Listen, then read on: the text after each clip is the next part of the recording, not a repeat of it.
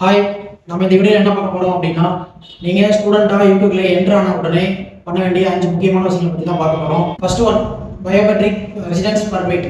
So இந்த கார்டை எங்கே போய் நீங்கள் கலெக்ட் பண்ணுற மாதிரி இருக்கும் அப்படிங்கிற டீட்டெயில்ஸை ஹோம் ஆஃபீஸில் இருந்து உங்களோட மெயிலுக்கு மெயில் பண்ணியிருப்பாங்க. ஸோ அந்த லெட்டர் தான் பிஆர்பி டிசிஷன் லெட்டர்னு சொல்லி ஒரு மெயில் வந்திருக்கும். ஸோ அதில் இருக்கிற அட்ரஸில் போய்ட்டு நீங்கள் கலெக்ட் பண்ணுற மாதிரி இருக்கும். ஸோ அது பார்த்தீங்க அப்படின்னா உங்களோட யூனிவர்சிட்டியாகவும் இருக்கலாம், அப்படி இல்லைனா யூனிவர்சிட்டிக்கு பக்கத்தில் இருக்கிற போஸ்ட் ஆஃபீஸில் போய்ட்டு நீங்கள் கலெக்ட் பண்ணுற மாதிரி இருக்கும். Second one, NI number, national insurance number. So இந்த நம்பர் எதுக்காக யூஸ் பண்ணுறாங்க அப்படின்னா, நம்ம ஊரில் நம்ம எப்படி பேன் கார்டு யூஸ் பண்ணுறோமோ, ஸோ அந்த மாதிரி டேக்ஸ் பர்பஸ்க்காக என்ன நம்பர் யூஸ் பண்ணிட்டு இருக்காங்க. ஸோ நீங்கள் வந்து ஒரு பார்ட் டைம் ஜாப் ஒர்க் பண்ணுறீங்க, இல்லை ஃபுல் டைம்லேயே ஒர்க் பண்ணுறீங்க அப்படின்னா உங்களோட சேலரி எல்லாமே இதை பேஸ் பண்ணி தான் அக்கௌண்ட்டுக்கு வரும். ப்ளஸ் வந்து நீங்கள் ஏதாவது லோன் வாங்குறீங்க, ஸோ அந்த மாதிரி விஷயங்களுக்கும் இந்த டேக்ஸ் பர்பஸ்க்காக யூஸ் பண்ணுவாங்க இந்த நம்பர். தேர்ட் ஒன் பார்த்தீங்க அப்படின்னா பேங்க் அக்கௌண்ட். ஸோ நீங்கள் யூகே ரீச் ஆன உடனே பிஆர்பி என்ஐ நம்பர் வாங்கிட்டு ஸோ உங்களுக்குன்னு சொல்லி ஒரு சேவிங்ஸ் அக்கௌண்ட் ஓப்பன் பண்ணிக்கணும். ஸோ இதுக்காகனா நீங்கள் வாங்குற சேலரி ப்ளஸ் வந்து உங்களோட மெயின்டெனன்ஸ் ஃபண்ட் இதுக்காக நீங்கள் சேவிங்ஸ் அக்கௌண்ட் ஓப்பன் பண்ணி வச்சுக்கணும். Fourth one, sim card.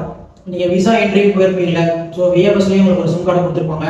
நீங்கள் அந்த சிம்மை கூட யூஸ் பண்ணிக்கலாம், அப்படி இல்லைனா நீங்கள் அங்கே யூகே போயிட்டு கூட ஒரு புது சிம் கார்டு வாங்கி யூஸ் பண்ணிக்கலாம். ஸோ இந்த சிம் கார்டு ரீசார்ஜ் அமௌண்ட் பார்த்தீங்க அப்படின்னா 1 year இல்லை 2 year கான்ட்ராக்ட் போட்டு கூட நம்ம வாங்கிக்கலாம். ஸோ நீங்கள் வந்து உங்களோட பேங்க் அக்கௌண்ட்டில் டச் பண்ணிட்டீங்க அப்படின்னா ஆட்டோ டெபிட் பண்ணி ஸோ மந்த்லி உங்களுக்கு ரீசார்ஜ் ஆகிட்டே இருக்கும். ஸோ நீங்கள் இப்படி பண்ணுறதுனால உங்களுக்கு கிரெடிட் ஸ்கோரும் ஏறும். இந்த கிரெடிட் ஸ்கோர் எதுக்காக யூஸ் ஆகணும், உங்களோட பேங்க் லோன் சப்போஸ் வேறு ஏதாவது நீங்கள் பண்ணுறீங்க அப்படின்னா ஸோ அந்த மாதிரி விஷயத்துக்கு அது யூஸ் ஆகும். Fifth one, GB registration.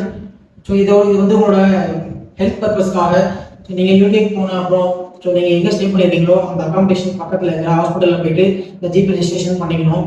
So அப்போ தான் நீங்கள் ஏதாவது உங்களுக்கு எமர்ஜென்சி அப்படிங்கும்போது நீங்கள் டேரெக்டாக போயிட்டு ஹாஸ்பிட்டலில் விசிட் பண்ண முடியும். ஸோ இந்த மாதிரியான யூகே அப்டேட்ஸை தெரிஞ்சுக்க ஸோ எங்களோட Sridhar Overseas Instagram, Facebook and YouTube பேஜை ஃபாலோ பண்ணுங்கள். தேங்க்யூ.